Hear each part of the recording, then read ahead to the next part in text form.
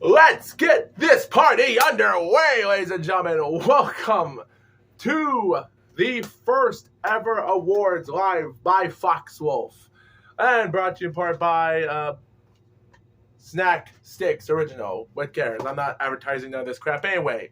Welcome to the award ceremony, NASCAR Driver of the Month ceremony, the inaugural NASCAR award ceremony. Nominees, doesn't matter.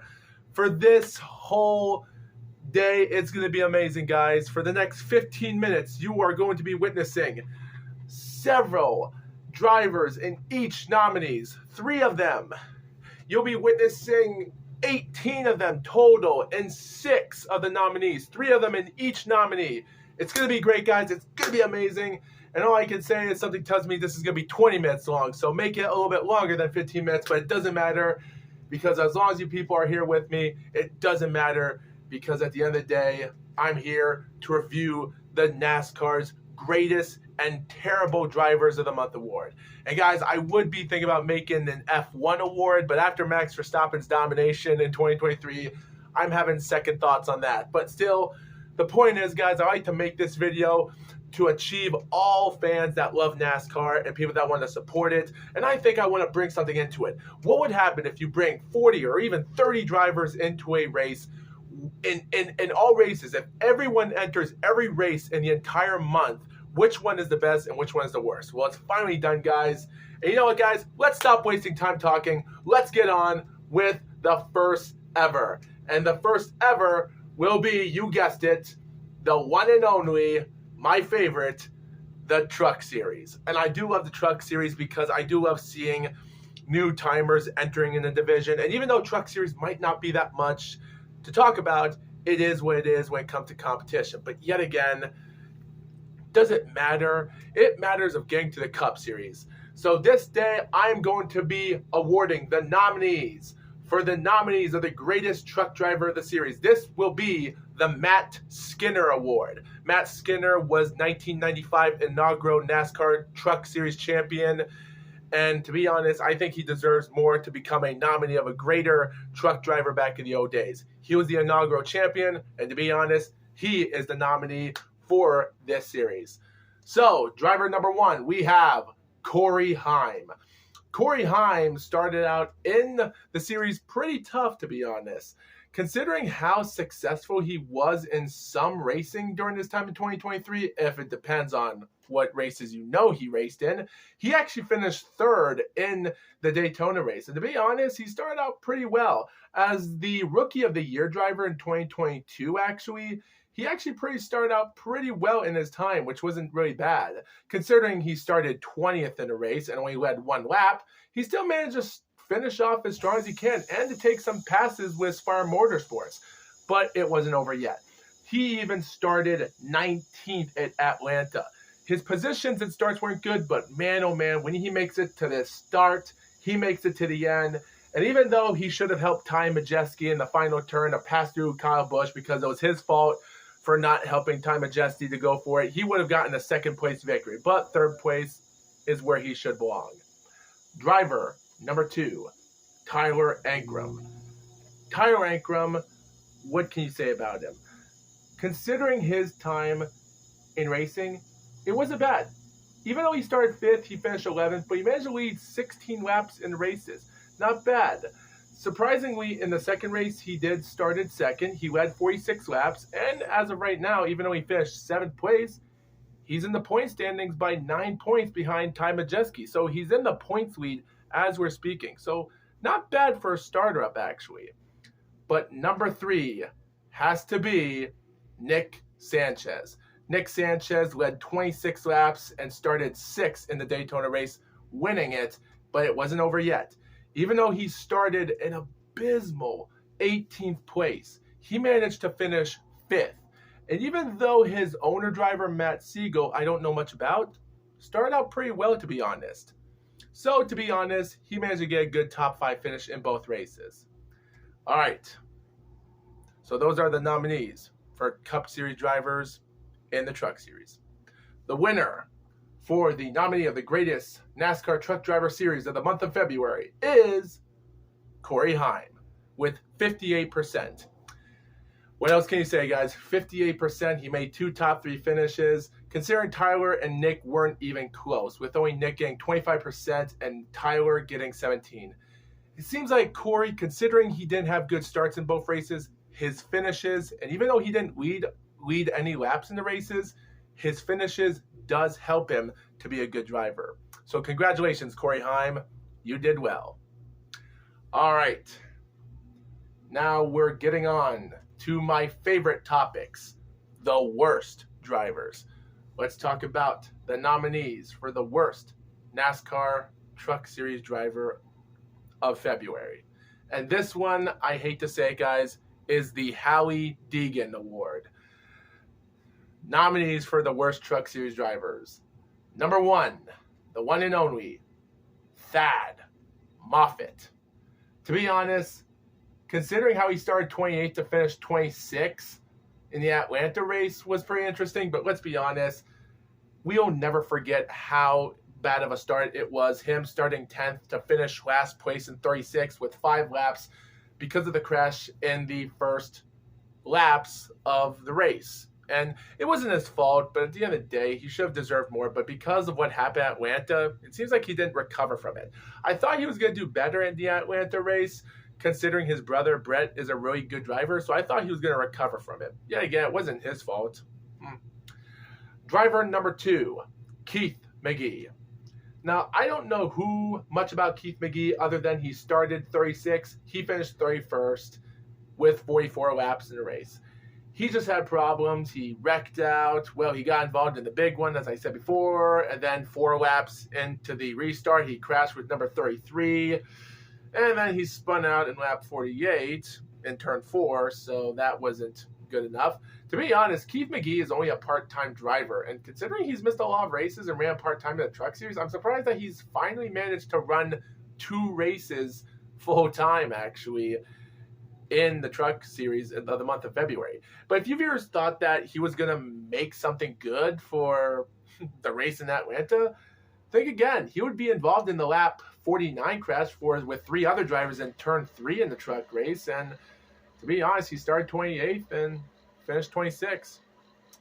No. Technically, I was talking about Thad Moffitt. What I meant to say was, I meant to say that, where's Keith McGee again? Where's Keith McGee? Oh, no, he started 32nd and finished 21st. Well, okay, so that was a lot better than Thad Moffitt. My bad. And to be honest, he only finished 1 lap down, considering he actually spun out in lap 16 all alone by himself. He almost cost Kyle Busch the win that day because of that accident. So, yeah, just wasn't really a good start for his run. He ran full time in February, but just couldn't get any good luck. But the last driver, Matt Mills. All I can say is his running this year is nothing. He finished the race 2 laps down in Daytona, started 4th and finished 26th, like I said before. He wasn't involved in any huge accidents as much, if I can say it on Racing Reference. But yet again, his runs wouldn't do that good as he started 21st to finish 27th at Atlanta, 3 laps down. I wouldn't say it was better how he even never started nothing good that day, so can't blame him much about that. But yet again, the reward. The winner of the nominee for the Hailie Deegan Truck Series Driver of the Month Award is Thad Moffitt, 38%. Considering that Matt Mills had 33% and Keith McGee 29%. So that was some even votes there.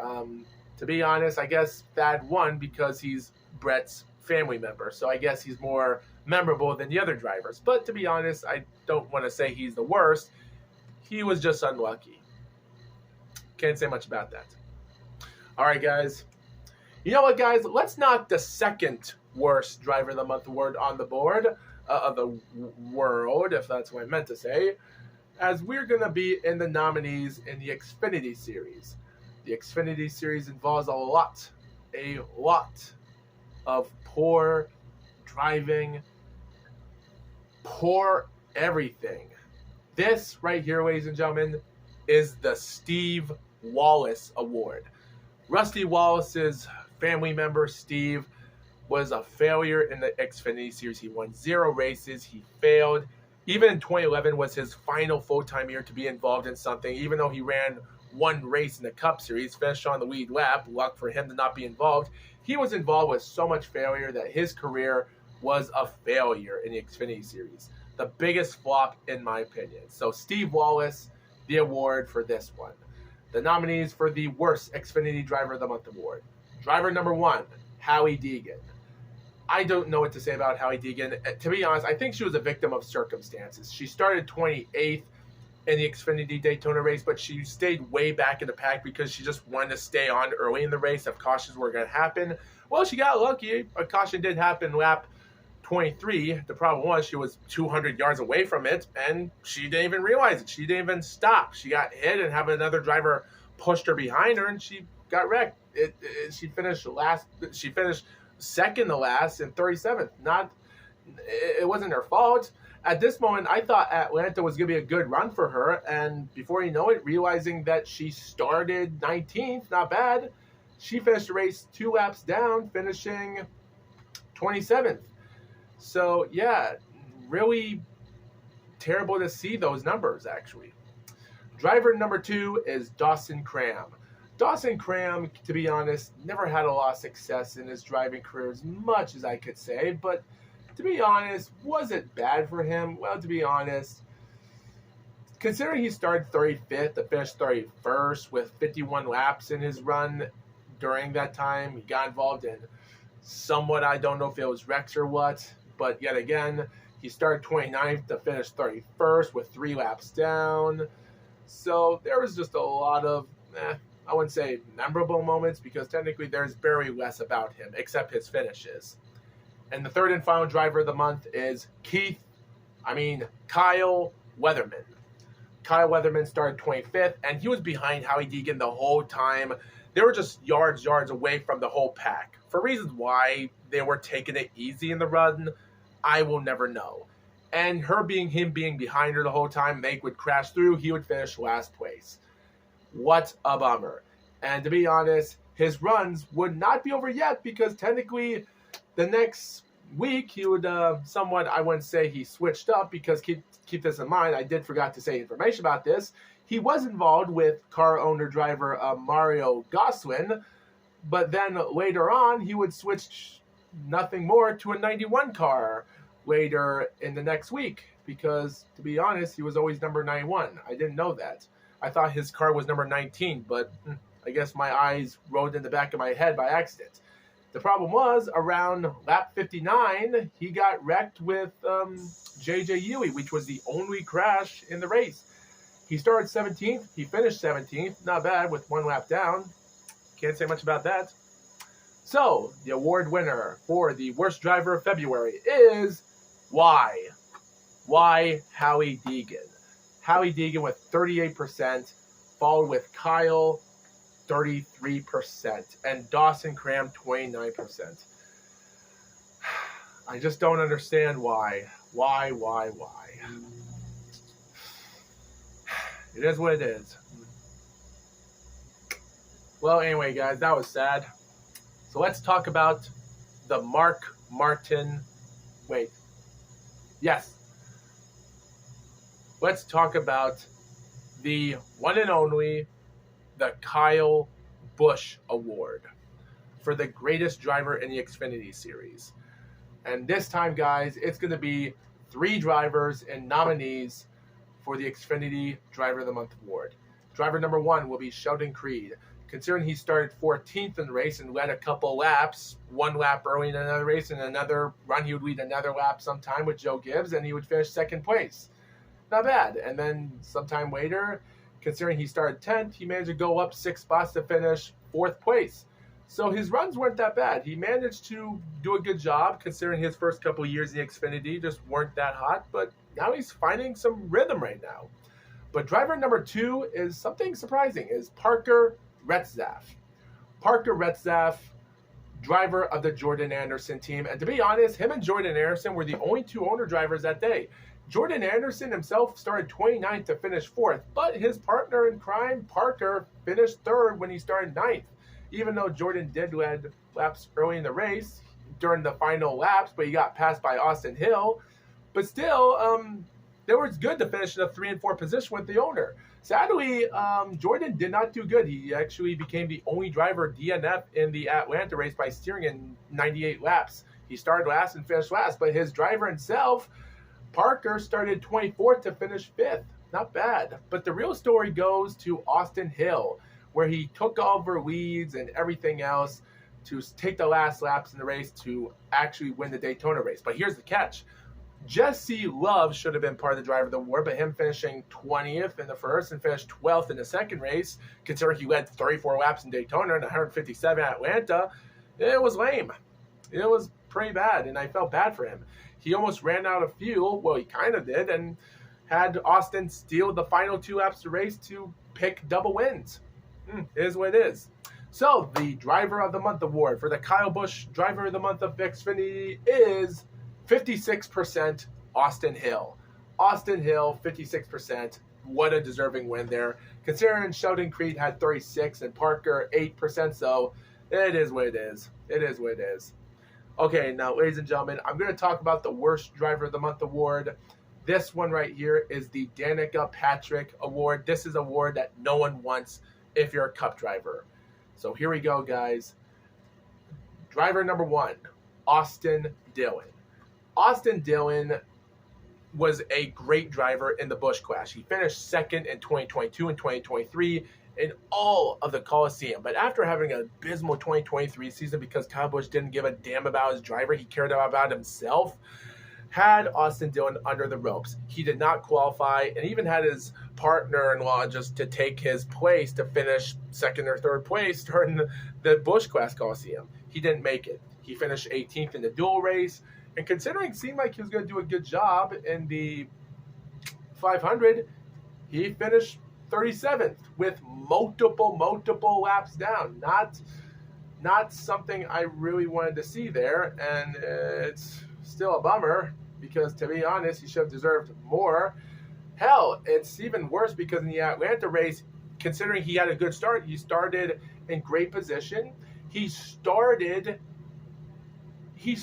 in 10th, but spun out during the first turn in the second lap, causing the big wreck. It's just not his fault, and I just feel like people are making victim. He's like a victim of circumstance. He did finish the race on the lead lap, finishing last, but still, just feel bad for him. Anyway, driver number 2, Noah Gragson. Yes, guys, let's ignore the Daytona 500 of him finishing 9th place because, to be honest, even though he finished 9th place, the way he started 38th in the race just makes you think to yourself, how did he even enter to begin with? He finished 20th place in the Busch Clash out of 23 drivers. There were 21 drivers in Duel 1. Duel 2 had 21 drivers, and he finished last in his own race. And he still qualified 38? Okay, kind of makes sense, but doesn't. But sure. Hell, he even finished 36 when he started 15th due to having accidents out of nowhere. He just failed and finished 66 laps. Hell, he was docked minus 34 points in that race. And the final driver of the month is Todd Gilliland. Todd Gilliland, in my opinion, has to be the worst driver of the month award. Considering, ignore the Atlanta race, guys. Let's just ignore the Atlanta race because considering he started 4th, he led 58 laps and finished 26th with 4 laps down. That's just an abysmal. Considering that was the only good race he did. But he finished 23rd, last place in the Busch Clash. Finished 17th in the dual race, which is better than Austin and Gragson, but it wasn't even good enough. He finished 35th in the 500 during the caution and finished with 191 laps of completion. So that was abysmal. It was abysmal already. Yeah. So, the winner of the Driver of the Award, which is kind of surprising because the score is 52% and the other 2 drivers are 24% even for second. But in second thought, I'll just congratulate the winner. The winner for the Danica Patrick Driver of the Cup Series Driver of the Award is Austin Dillon. Why Austin Dillon? I just feel like there's a lot of fans that just don't like Austin Dillon for what he is as a character, and I just feel bad that people are throwing horrible slang terms about him, and I just feel like he's just a victim of circumstances. I don't know. I feel like Austin Dillon could become a champion, but it seems like people just don't give respect to him or even believe in him. For reasons why, it just seems like he's a bigger victim than everyone else right now. I just don't get it. But anyway, guys, it's time for the NASCAR Driver of the Month Award nominees for the Mark Martin Greatest NASCAR Cup Series Driver of February. Driver number 1, Erik Jones. Erik Jones actually missed the Busch Clash, if it wasn't obvious, but he finished 5th place in his dual race. He finished 8th place in the 500, considering he started 11th. But the Atlanta race got caused. But guys, there was a lot of crashes and such in that race. And I just feel like Erik Jones was a huge victim. And him starting 37th was good. He finished 25th with 3 laps down. But still, him gaining positions is what brought me into him to be involved in the race. But to be honest, I wish Bubba Wallace was the nominee. But guys, during the Atlanta race, I was paying attention to drivers that were doing good in the speed weeks. And there was a lot of crashes. I didn't even pay attention to Bubba Wallace, and I apologize because Bubba Wallace should have been part of the nominee right now. I should have took Erik Jones out, but it was too late to change it, so I do apologize. Bubba Wallace should have been part of this nominee. Sorry. Yeah. Anyway, driver number 2, Alex Bowman.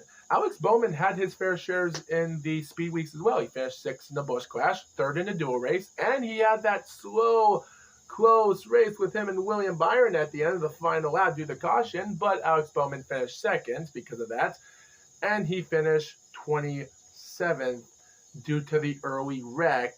That was the party animal himself, Austin Dillon, starting everything. Hell, I was also going to put the Wood Brothers driver of Harrison Burton into becoming the worst driver of the month award, but he got squeaked out cleanly there. But man, oh man, Alex Bowman, I just feel bad. He started 17th, but he finished 5 laps down. And the final driver is Denny Hamlin. Say what you will, he started 13th, got 15 laps of racing, but finished 23rd, 1 lap down the Atlanta race. But to be honest, he should have deserved more respect for it because he won the Busch Clash. He finished 3rd due to getting passed by the last 2 drivers in the final lap.